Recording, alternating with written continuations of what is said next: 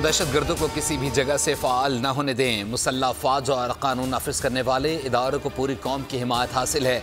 Army chief general Asim Munir का core commander conference से खिताब। कहा, पाकिस्तान से दहशतगर्दी को मुस्तकिल तौर पर ख़त्म करने के लिए पुरअज़्म है। सिपह सलार ने पाक फ़ौज और कानून नाफिज करने वाले इदारों की कोशिशों को सराहा। शौहदा की अजीम कुर्बानियों को भी खराज तहसीन पेश किया। फ़ौरन की मुसल्लह अफ़वाद की हौसला शिकनी के लिए बदनीयती पर मबनी प्रोपेगेंडा मुहिम पर तशवीश।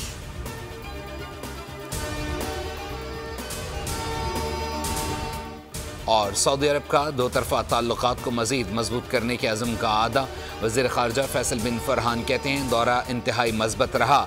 SIFC के प्लेटफॉर्म पर सरमायाकारी के हवाले से इंतहाई संजीदगी देखने में आई। सरमायाकारी के हवाले से हमसे जो हो सका करेंगे। वज़ीर ख़ारजा इसहाक़ डार बोले, 25 लाख पाकिस्तानी अफरादी क़ुव्वत की मेज़बानी पर सऊदी अरब के मशकूर हैं।